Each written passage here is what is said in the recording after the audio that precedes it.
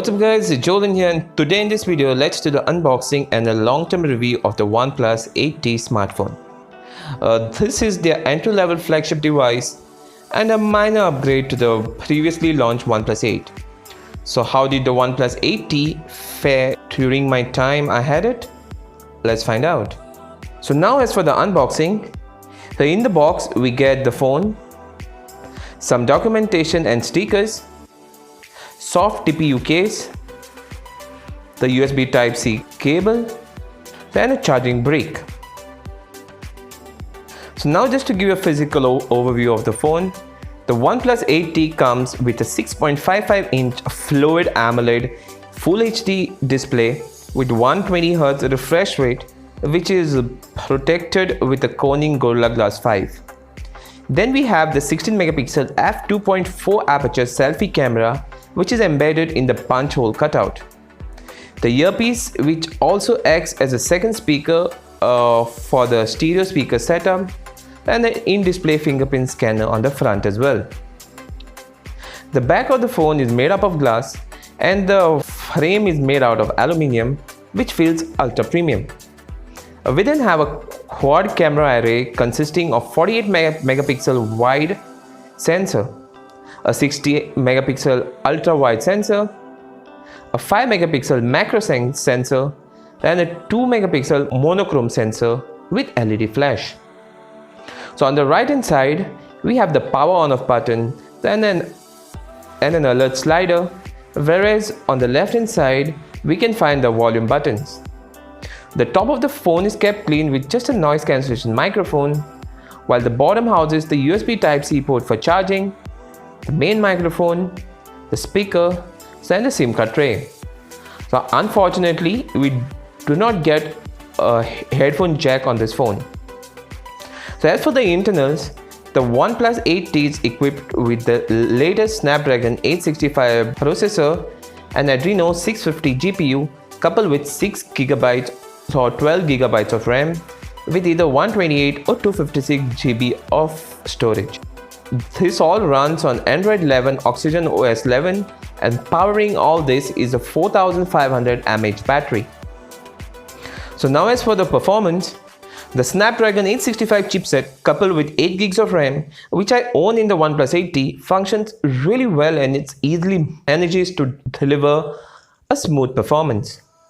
It is capable of performing every task thrown at it smoothly, be it gaming, video editing, or multitasking. The weight of the phone takes a bit of getting used to, and if you plan on using it with a case, the phone will be even bulkier. Sadly, the OnePlus 8T doesn't come with an IP68 rating for dust and water resistant. The audio performance of the stereo speakers present on the OnePlus 8T is good, and it manages to reproduce a fairly loud sound without noticing any distortion. The fingerprint worked swiftly for unlocking the phone as well. I found the in-display fingerprint sensor to be very quick and almost never encountered a misread. So overall, the Snapdragon 865 is definitely a powerful processor and it does make the device smooth in functioning. Talking about the display, the Fluid AMOLED 120Hz Full HD Plus display fitted in the OnePlus 8T looks amazing. The AMOLED display is tuned to produce bright and saturated colors with deep blacks and high contrast, then also have plenty of option to calibrate it to your liking. The display is bright enough for reading under direct sunlight as well. With the OnePlus 8T, the company has switched on to a flat display and you will notice less glare in comparison to the OnePlus 8. The 120Hz display makes scrolling and generally interacting with the display a lot more fun with its seamless transitions. This makes the phone feel snappy, and it will not be wrong to say that OnePlus 8T comes with one of the best displays in the price segment. As for the gaming, OnePlus flagships have always offered the best gaming experience, and the OnePlus 8T is no different.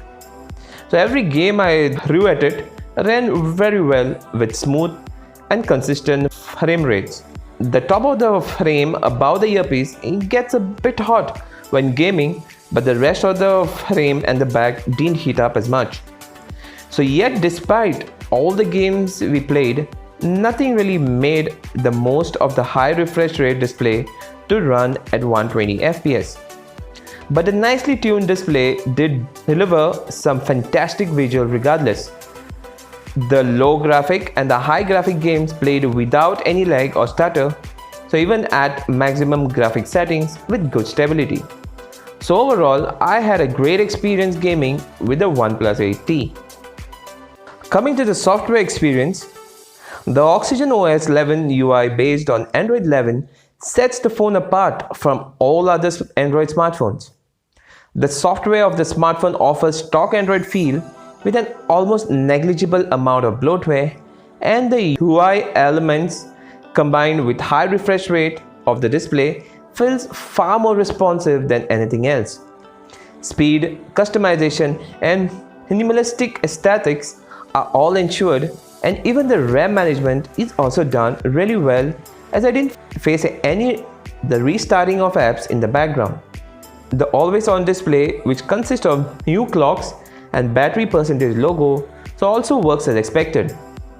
So the AOD mode, which tells you how many times you have unlocked your phone, and the Zen mode, which gives you the ability to put your phone and all distraction out of sight, work seamlessly. So overall, I was literally impressed with the look, feel, and the smoothness which is offered by the Oxygen OS 11. Coming to the battery now, the OnePlus 8T is powered with a 4500 mAh battery, and the biggest addition is of course the 65 watt fast charging support with the bundle charger. So it also supports USB power delivery standard with a range of power outputs for various devices. The battery life in general is solid, so I was easily averaging a day and a half of medium to light usage with a bit of gaming, social media browsing, Wi-Fi and 4G connection. So if the battery drains out completely, then the smartphone can fully charge in approximately 40 minutes. Coming to the cameras now, the OnePlus 8T features a quad camera array at the back. On a bright sunny day, the 48 megapixel sensor is capable of capturing some very striking photos. The HDR is implemented very well, colors are punchy but not oversaturated, and there's a good amount of detail in landscape shots, so even after zooming in. The 16 megapixel wide angle camera also performed well and captures good colors too, but with slightly weaker details.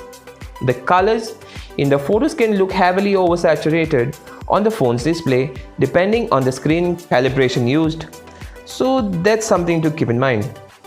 The macro camera on the OnePlus 8T comes out improved.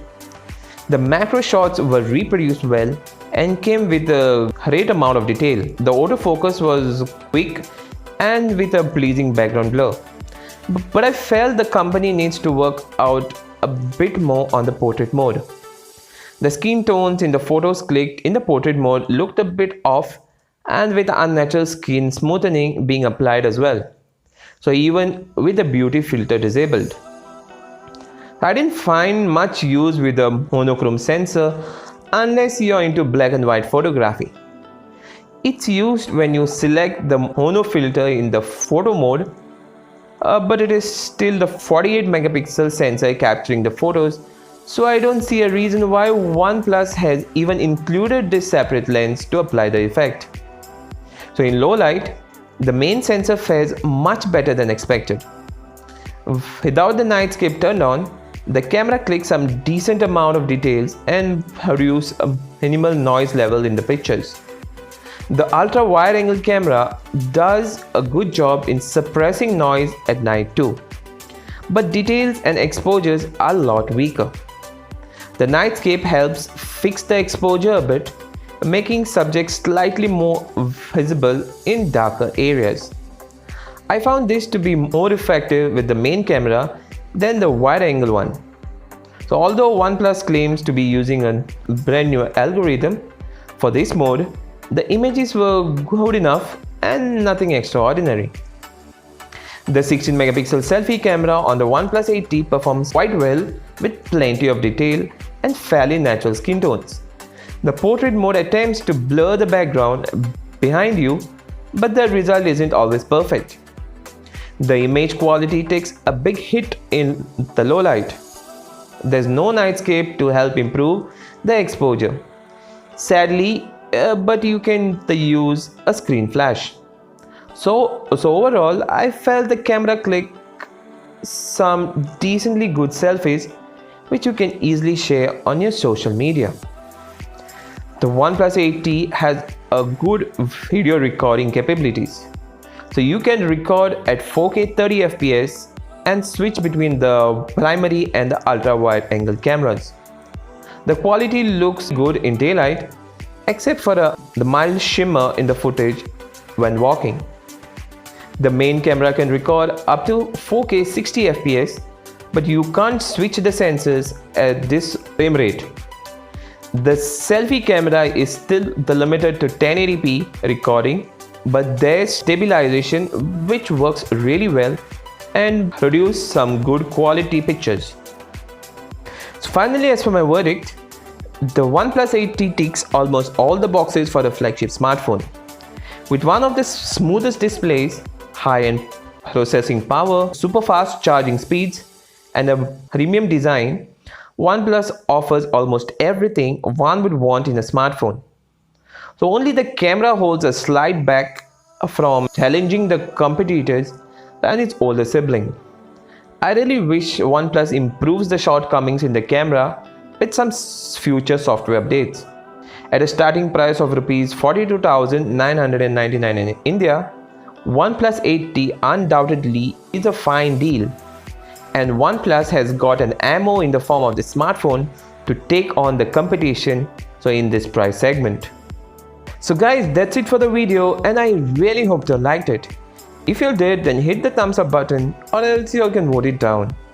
Kindly smash that subscribe button and turn on the bell icon to get notified whenever a new video goes live. So until next time, you guys take care. Ciao.